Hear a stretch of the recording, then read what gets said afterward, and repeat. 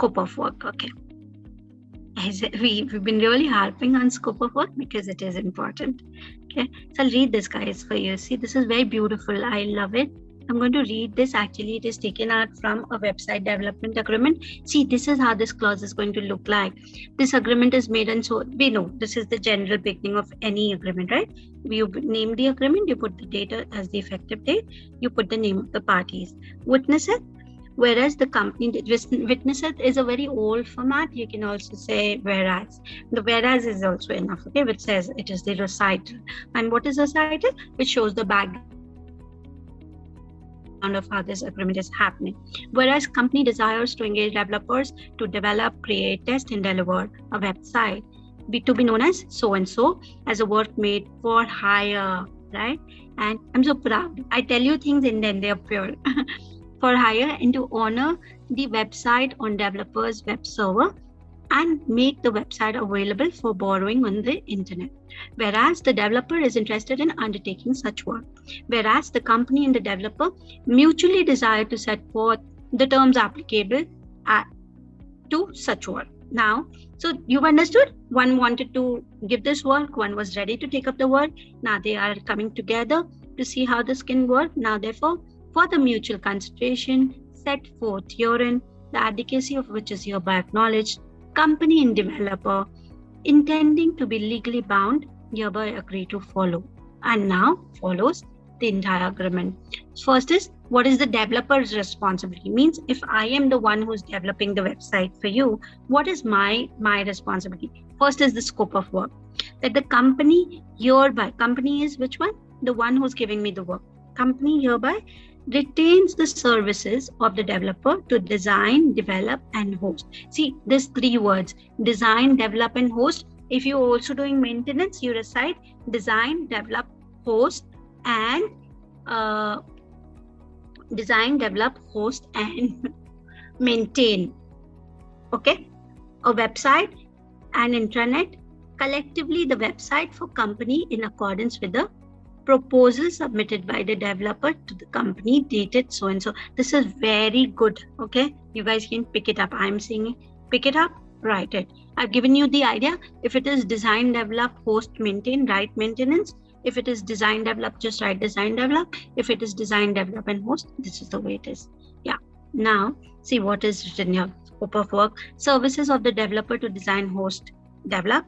It should be done in accordance with the proposal. So you can ask for a proposal. Usually the team who's asking for the website development, it can be the operations or it can be also looked into by the marketing. They will ask for a proposal from the vendor. You also ask for the proposal to see if it, maybe the marketing forgets to tell you something, but when you see the proposal, you might see, oh, this is not mentioned. This should also go in the agreement. Ask the marketing department, hey, did you miss out on this? I found it in the proposal. Do you want me to include it in the agreement? I do all of this. Yeah, it takes me to go that extra mile every time. I've told you that, working with as an in-house counsel is no more just like working as a legal department. It is actually pulling yourself a little more, going that extra bit. It specifies the extent to which the agreement can be used. It lays down the restriction of the website developer, that is the service provider. Clear? Saqib, can you hear me? Yes. For me, it is perfectly clear, I feel, until now. Parvez says yes in the chat as well. I think we can move. If I'll again ask them in a couple of minutes if they need a recap, and then we'll see. Let's move to the next slide.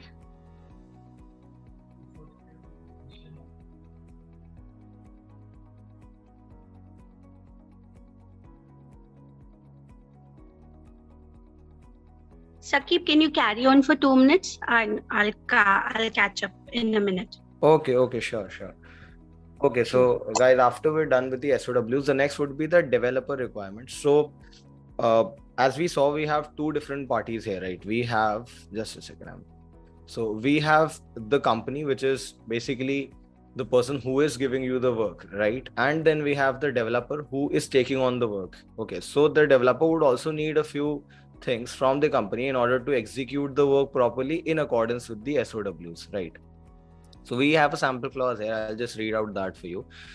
The client hereby retains the services of the sender to design, develop, and host a website and necessary additional terms as listed in accordance with the proposal submitted by the sender to the client and signed on this. So, in this clause, the sender would be the developer, sender as in sender, the one who is sending the proposal, the developer who's sending the proposal to develop the site to the client. Okay. So changes to this agreement or to any deliverables in this contract must be submitted in writing and approved by both parties prior to taking place. Very simple. I think all of you can understand this. Any agreement, any changes in this agreement or any deliverables which they have decided, there must be submitted in writing and approved. So you submit a notice and you tell them that, okay, these are the changes which we have to make. And then the notice is taken up with the tech department or the board and whatever, and they sign on that and they approve it before any change is made to the agreement. Is everybody okay with that? Yeah, that was that was just me trying to make sense of the clause here. If you're back, Rashna, Okay. you can take it forward. Yeah, am I audible to you? Yes, perfectly. Okay, now I think the voice may not be echoing also. Yes, it's a lot better.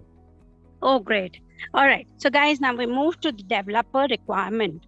Now see, when you speak about the responsibilities, of course, the responsibility can be taken by the developer, but he also has certain requirements, right? If I'm going to give out a job to be done, I need to fulfill certain requirements also, right? If I say, I employ you, I'm supposed to give you a laptop, right? So that you can work on it. Do you understand? So that's what this clause is. Let me read it for all of you.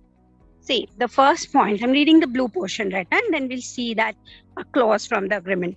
Let me know if you guys feel any interruption. It is just that I'm seeking your support. Now I'm in a much better place where internet is far better for me. But if you guys feel anything, feel free to tell me. Client retains the service of the sender to design, develop, and host a website. So what does the client do? It retains the services of the sender to design, develop, and host. Sender agrees to notify company if any risk takes place affecting the final website. So what is the sender's job? If there is anything that is risky, it will have to notify me. Sender agrees to present website at a location approved by both the parties. Do you know what is the significance of this sentence? It's very important. Why? Because if you show, say, like today's situation, if I bring you, say you are my client, I'm your website host developer. You tell me that, hey, Rachna, can you please show me what is the progress in the work? Can you just show me how the model is?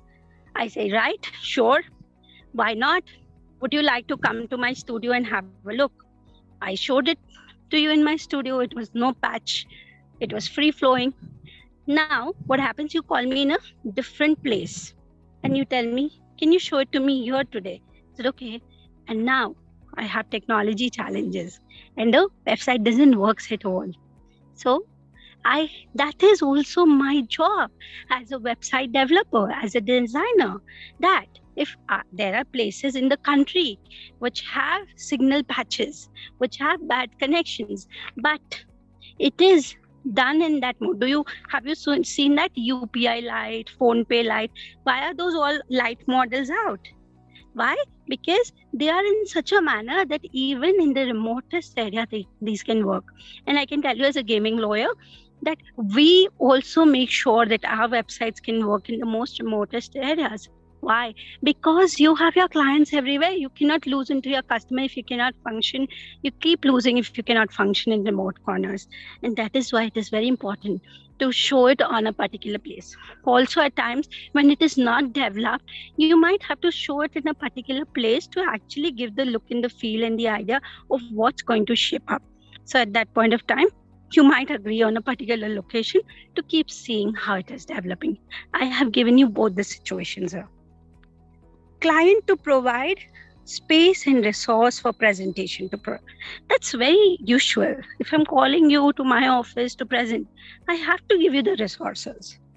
Sender to provide computers and staff to achieve the present. Yes, if you are coming, if I am coming to your place, you're giving me all the tools and mechanisms. If I am just sending somebody, I'll make sure that everything falls in place with the right amount of resources, the right amount of technology, be it from a computer to any other tool that be required. Does that make sense? It is about making it seamless. Guys, please start imagining this situation that you are in an office. There is a website developer on one side. You are the lawyer. There is the marketing department. You as a lawyer have to put these clauses so that both the parties don't fight, saying, hey, I cannot come, and the other one says, hey, I want it here.